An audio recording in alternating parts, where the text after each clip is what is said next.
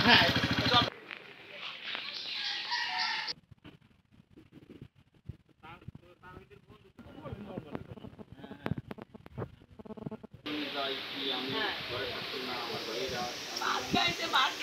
সঙ্গে ভালোবেসে কাজে নিতাম আমার বাবার কাজ করতো, এই আস্তে আস্তে লেখাপড়া একটু দুর্বল হয়ে গেছে, এই কাজে নিতাম, দেখা যায় অর্থের অভাব।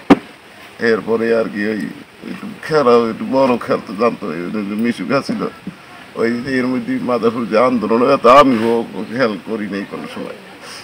এরকম আন্দোলন হইবে, এই আন্দোলনে যাইতে বন্ধু বান্ধব সবাই দিবে, সৎপথ নিয়ে আমি দরকারে শহীদ দিয়ে যাবো।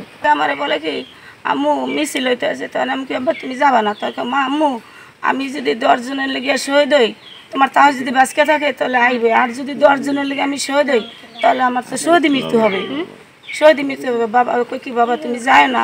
মা এলাকার জন্য যদি আমি শহীদ হই তোমার রাস্কো ভালো। এরপর খাওয়া দাওয়া করছে, আর একদিন আবার বলে আম্মু আমার হাত পা ভাঙে। আমি কই কি আব্বা তুমি কোনো মিছিলে যাবা না? বাপ মালে এই মিছিলে বাপ মালে যাইতে হয়, তুমি কি ভয় পাও? কতজনের জান যায় জানো? আমার জান যদি দেয় তাহলে আমি শহীদ হয়ে যাবো সবার জন্য, এই কথা কইছে। সে কোনো কেস মামলা হামলার মধ্যে যাবে না। তার আবেদন বাংলাদেশ সরকার যে আসুক না কেন তার প্রতি যেন একটু সদয় থাকে এবং তাকে শহীদি মর্যাদা দান করে। ও অনেক সাহসী ছিল স্যার, দেশে আমাদের গ্রামের জন্য নিবেদিত প্রাণ। মানে যখনই ডাক দিত যাইতো। ওর বাবার বৃদ্ধ, ও 9-এ পড়তো, প্লাস ওর বাবারে রাজের কাজ করে সহযোগিতা করতো। ওর বড় ভাইকে হাফেজ বানাইছে এইভাবে।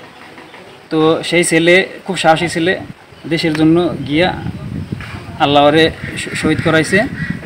তো আমরা স্যার চাচ্ছিলাম ওর একটা রাষ্ট্রীয় সম্মান, শহীদদের যেমন রাষ্ট্রীয় সম্মান দেয় ওরকম একটা রাষ্ট্রীয় সম্মান আমাদের মোস্তফাপুরের গোল চত্বর যেন ওর নামে করা হয় এরকম। কারণ মোস্তফাপুরে ওই একমাত্র শহীদ।